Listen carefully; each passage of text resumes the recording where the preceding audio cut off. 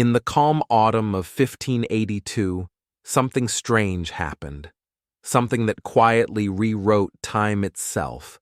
People in Italy, Spain, Portugal, and parts of Poland went to bed on the night of October 4th, just like any other night.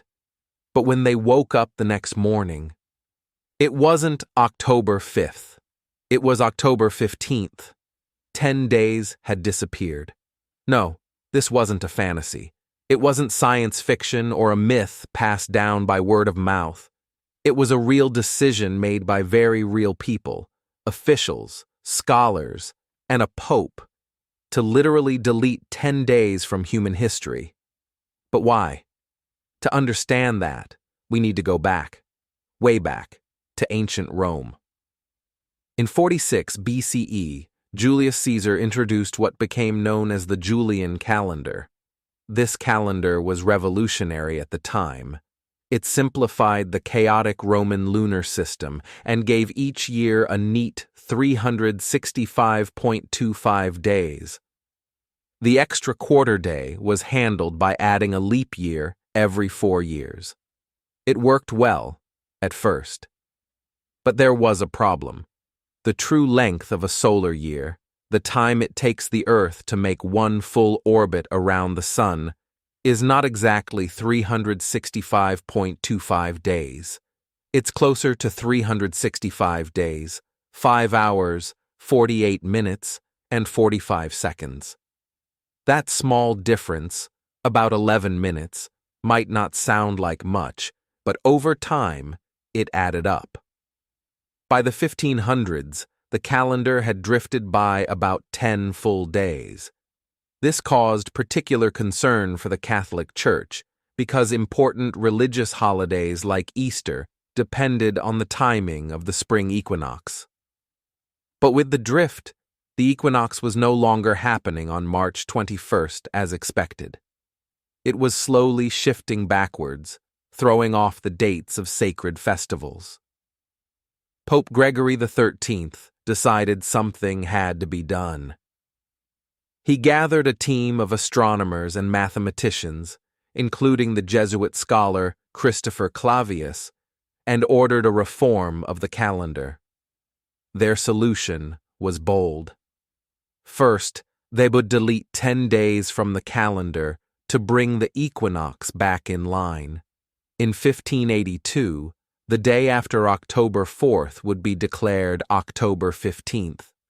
Second, they would introduce a better leap year system.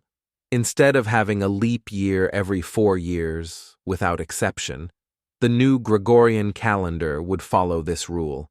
A year divisible by 4 is a leap year.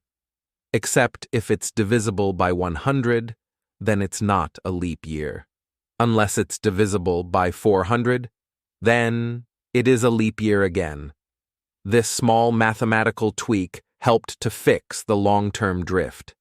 The change was put into effect immediately, but only in Catholic countries. Italy, Spain, Portugal, and Poland made the switch without much resistance.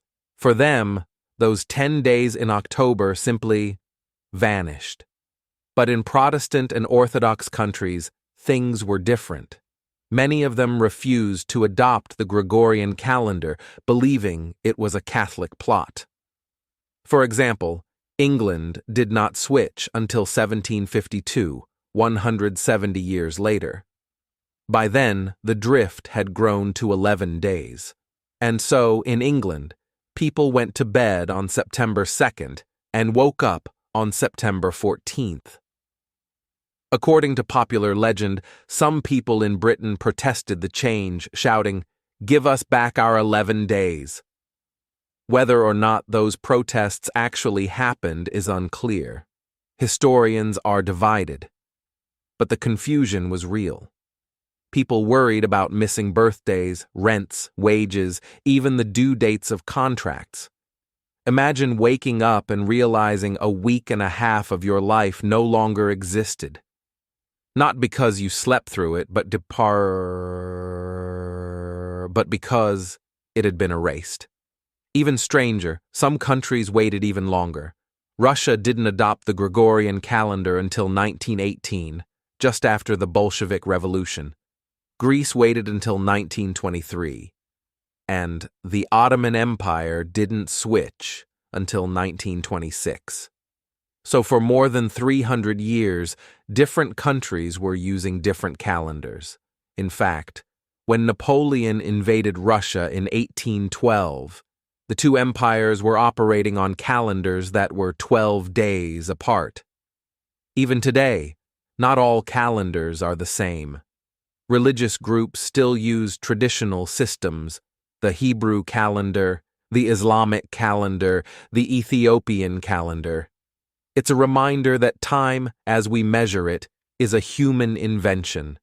It's something we define, structure, and, occasionally, rewrite. So let's go back to those 10 missing days. If someone had been born on October 10th, 1582, in Spain, legally, they wouldn't exist. If someone had died on that day, their death would be undocumented. No contracts could be signed. No churches could hold weddings. For 10 days, history was blank. It's not science fiction. It's not metaphor. It's fact. 10 days were removed from time itself. So the next time someone tells you that time is absolute, that the calendar is fixed, you can smile and tell them the strange story of 1582, the year the world quietly jumped forward. Not with machines, not with magic, but with math,